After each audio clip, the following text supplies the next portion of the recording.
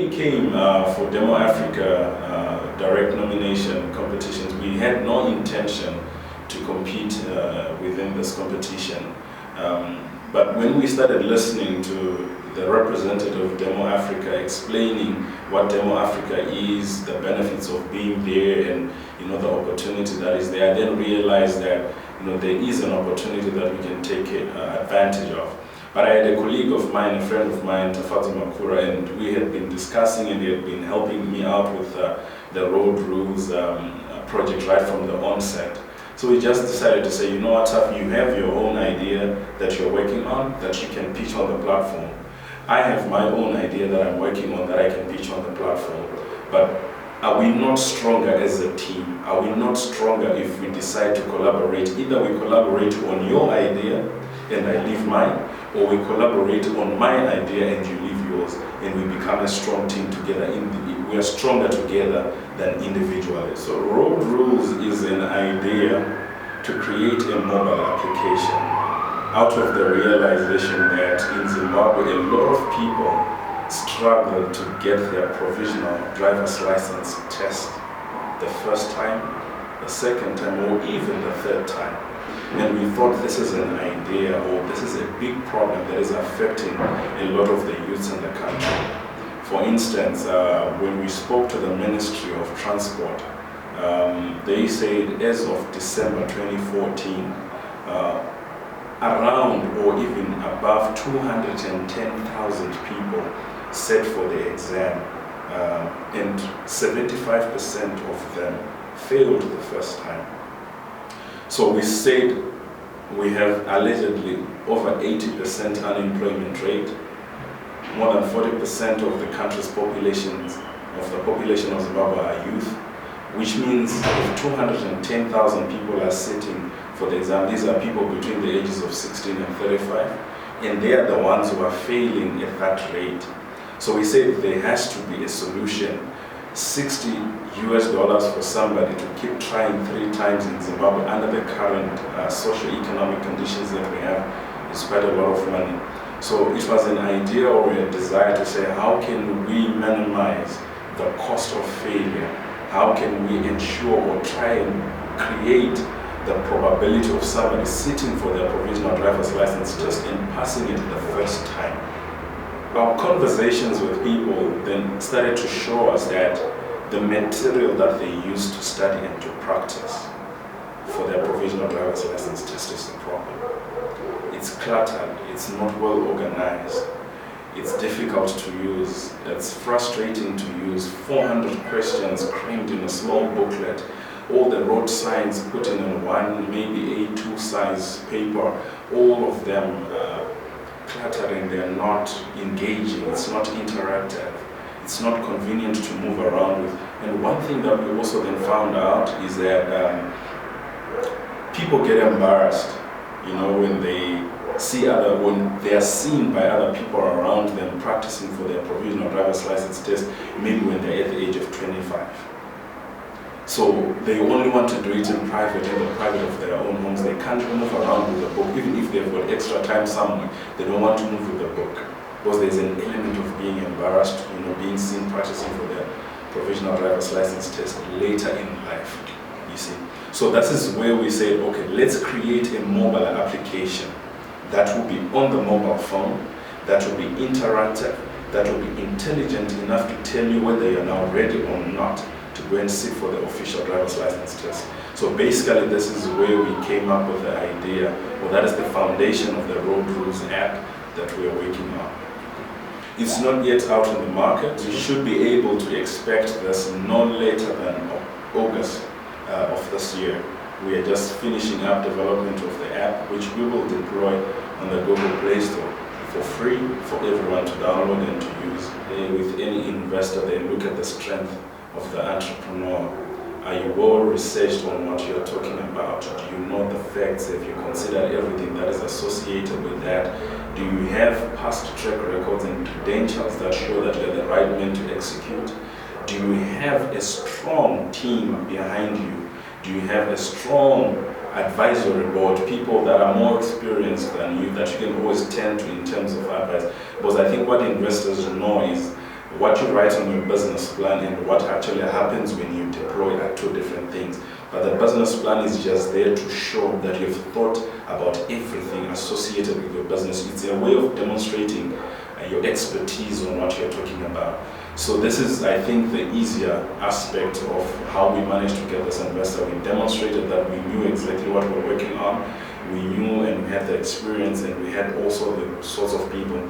But not only that, the investor also was part of the mentorship board of the team. He was also mentoring us to say, okay, this is how we do it based on our experience in Europe. This is what you need to watch for. You need to go and research more information on this. So this ability to show dedication, expertise, and preparation is what makes it easy for you to get the attention of investors. So one thing that I can always tell or draw as a lesson is it's not easy and it's not quick. It will always take time and it's going to be painful. And because it takes time, it's going to be painful, you really have to have a passion for it, because you can always give up. 8 months on the grind is not easy. So that's one lesson that I can tell people to say, if you're an entrepreneur, you've got a brilliant idea, no matter how brilliant it is, no matter how big the demand is in the market, it's not going to be as quick as you think. There are going to be challenges and you have to be ready and prepared to meet those challenges. Number two, I've also learned the importance of having mentors. You can avoid a lot of pitfalls, you can move faster, you can preserve capital, you can also gain more capital if you have got mentors, people that you can always turn to for help and for assistance. For instance, I was stuck with not having developer talent to develop the app that we would deploy in the market. I turned to my mentor at the University of North Carolina. Then he organized meetings for me with the computer science and informatics department of the school, pitched the idea, and now I have got a team of PhD students working on the app for free. So this is the advantage of having mentors. You know, I was supposed to pay 14,400 euro for the development of this particular app, but I'm now getting it for free, simply because I had a mentor that I turned to and he helped. So this is basically the two things that I would really, emphasize to entrepreneurs out there. My sister recently came to visit me at work, and she wanted to talk to me, and I was just giving her one-word answers because I was busy. And then she mentions to say, I hope you marry your girlfriend when you've made it, because she's going to be very lonely. It's going to be a very lonely life for her. But at least for me as your sister, I'm used to it. Then she just moved out of the room and she went, because I didn't have the time to entertain her. So that's one of the things that I would like to make it clear for people, depending on the size of the vision. This is a lifetime commitment. It just takes over your life. I don't run my life anymore. My life is being run by the things that I'm doing. Sometimes I sleep 4 hours a day. Sometimes, if things are okay, I sleep 6 hours a day.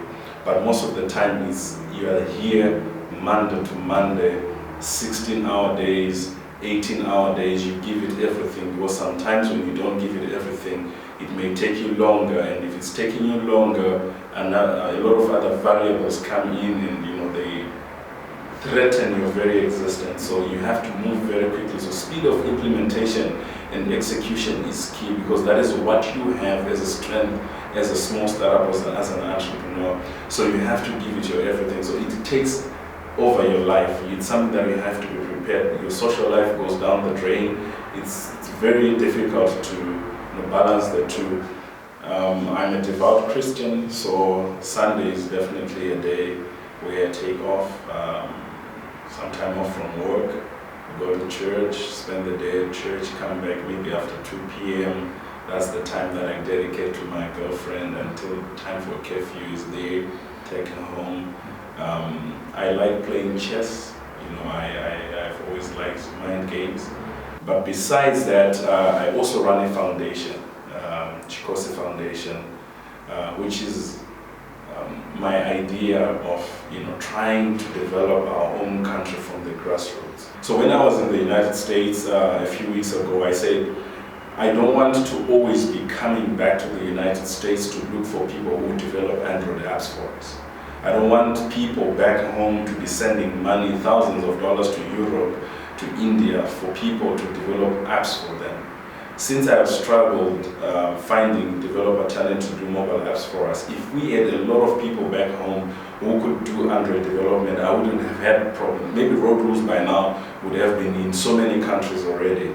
So the idea was, as Chikosi Foundation, what can we do back home to ensure that this problem that have brought me to the United States right now to look for developer talent doesn't, perpetuate. So we said we want to take top developer talent in partnership again with my mentor, and in partnership with a startup entrepreneurial organization called Tech Talent South, which is based in North Carolina, Atlanta, Raleigh, Florida. They're training people on using code, how to develop mobile apps, web apps and stuff like that. So we're going to bring in people that are going to mentor people here in Zimbabwe. 2 weeks program run strictly from 7 a.m. to 7 p.m. People being taught by top developer talent from the United States how to develop mobile applications.